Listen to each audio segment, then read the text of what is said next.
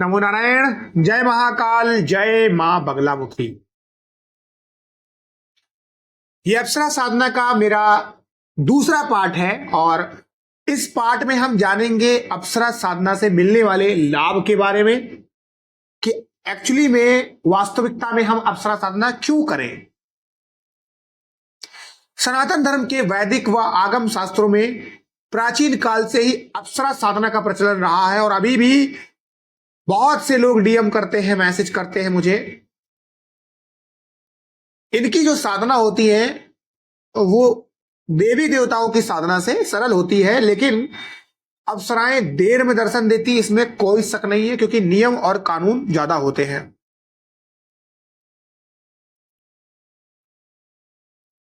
जब आपको अप्सरा सिद्धि मिल जाएगी तब आप अभिनय में, रूप में, सौंदर्य में, यौवन में आकर्षक व्यक्तित्व वाले आप बंदे हो जाएंगे। मन के अनुकूल आपको जीवन साथी मिलेगा, चाहे मेल हो चाहे फीमेल हो। जो सज्जन पूर्ण रूप से हस्तपुष्ट होते हुए आकर्षक व्यक्तित्व वाला नहीं होता है, आकर्षित किसी को नहीं कर पाता है, उसको कोई भी दिक्कत नहीं आएगी। लाभ यही मिलेगा कि वो आकर्षक हो जाएगा, चुंबकी हो जाएगा और आसानी से किसी को भी अपनी ओर आकर्षित कर लेगा इस साधना की सिद्धि के बाद। दूसरे नंबर पे आता है जो सज्जन मन के अनुकूल सुंदर जीवन साथी नहीं पा रहा है, यानी किसी भी कारणवश से ये संभव नहीं हो पा रहा है, इस साधना के प्रभाव से आसानी से उसको मन के अनुकूल सुंदर जीवन साथी प्राप्त होगा। ऐसी स्थितियां उत्पन्न हो जाएंगी और वनचाहा जीवन साथी मिल जाएगा। नंबर 3, जिन सज्जनों के वैवाहिक, पारिवारिक, सामाजिक जीवन में लड़ाई झगड़े, तनाव की स्थिति रहती है, कलेश बना रहता है, ऐसे में उनके साथ अब प्रेम सौहार्द की स्थितियां उत्पन्न होने लग जाएंगी, जिंदगी में मिठास आ जाएगी, परिवार में हंसी खुशी का माहौल होगा। चौथे नंबर पे आती है जो सज्जन अभिनय के क्षेत्र में, कला के क्षेत्र में मुंबई जाना चाहते हैं, मीडिया में जाना चाहते हैं, सोशल मीडिया में नाम कमाना चाहते हैं, सफल नहीं हो पा रहे हैं, इस साधना के प्रभाव से उनके अंदर हर प्रकार के अभिनय की क्षमता जो होती है उसकी वृद्धि होगी और अभिनय के क्षेत्र में सफलता प्राप्त करते चले जाएंगे। अगला पॉइंट, जो भी इंसान युवावस्था में पूर्ण यौवन से युक्त नहीं है, उसके अंदर यौवन आ जाएगा, उसके व्यक्तित्व में निखार आ जाएगा। नंबर 6, जो सज्जन सुंदर रूप सौंदर्य की इच्छा रखते हैं और लेकिन फिर भी उनके चेहरे पर दाग धब्बे हैं, प्रकृति द्वारा कुरूपता से दंडित हैं, इस साधना के प्रभाव से उनके अंदर आकर्षक रूप सौंदर्य निखर कर आ जाता है। अगला पॉइंट, जो सज्जन कार्य क्षेत्र में मन के अनुकूल अधिकारी या सहकर्मी नहीं होने के कारण असहाय परिस्थितियों में नौकरियां करते हैं, नौकरी चले जाने का भय रहता है, इससे उनकी नौकरी बची रहेगी, अधिकारी सहकर्मी उनके साथ मित्रवत हो जाएंगे, इसमें कोई शक नहीं है।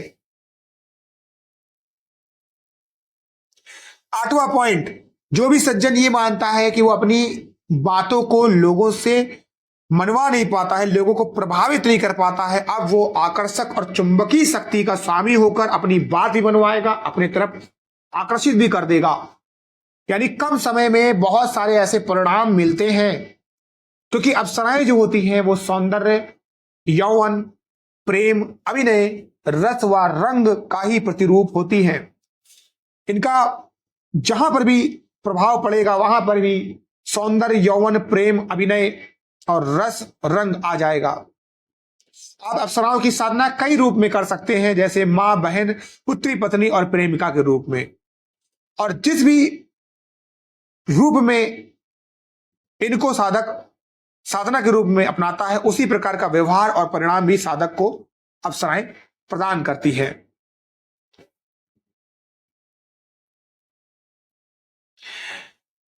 मां के रूप में अगर आप अप्सराओं को साधेंगे तो वो ममतामय होकर साधक का सभी प्रकार से पुत्रवत पालन करती है और बहन व पुत्री के रूप में साधने पर भावनामय होकर संयोगात्मक होती है और पत्नी या प्रेमिका के रूप में साधने पर उस साधक को अनेक सुख प्राप्त होते हैं।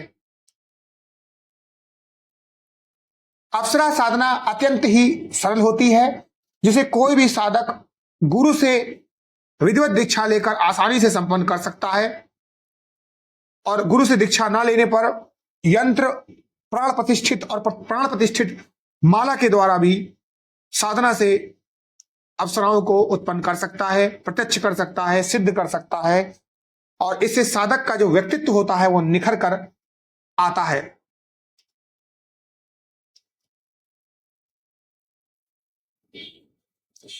यदि किसी भी इंसान का अंगूठे के पास का हिस्सा यानी शुक्र पर्वत उठा हुआ है, अंगूठे के पास का जो एरिया होता है हथेली का, पाम का, वहां उठा होता है और जिसका शुक्र कुंडली में अच्छा होता है, बलवान होता है, 24 वर्ष से 36 वर्ष, 21 से 36 भी मान सकते हैं आप, वहां तक होता है, गुरु से पूर्ण दीक्षित होता है, यंत्र और मालाओं का, प्राण प्रतिष्ठित मालाएं जो होती हैं उनका उपयोग करता है, तो 7 से 9 दिनों में भी वो अप्सरा सिद्धि कर सकता है।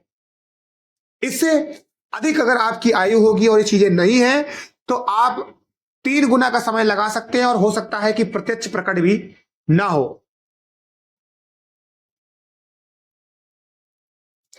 इस साधना काल में प्रत्यक्षीकरण थोड़ा कठिन होता है और साधना काल के समय में आपको आसन, पूर्ण एकाग्रता, वीर भाव, ब्रह्मचर्य और निर्भय होने की बहुत जरूरत है, क्योंकि बार बार आपको शक्तियां डराती हैं। गुरु के निर्देश में सही प्रकार से दीक्षा लेकर, सही प्रकार से यंत्रों और सामग्री को लेकर अगर आप करते हैं तो इस साधना अत्यंत सरल बन जाती है और इस साधना से अप्सरा प्रत्यक्ष होकर अपनी सीमाओं के अधीन साधक के मन के अनुकूल सभी प्रकार के कार्य करती है। बाकी मैं आशा करता हूं ये मेरा पाठ आपको अच्छा लगा होगा। जो लोग भी मुझसे सामग्री खरीदना चाहते हैं मेरे व्हाट्सएप पे मैसेज कर सकते हैं, मैं नंबर आपको स्क्रीन पे डाल दूंगा। अभी के लिए आप सभी लोग खुश रहे, स्वस्थ रहें और आपकी आध्यात्मिक उन्नति होती रहे। नमो नारायण। जय महाकाल, जय मंगलामुखी।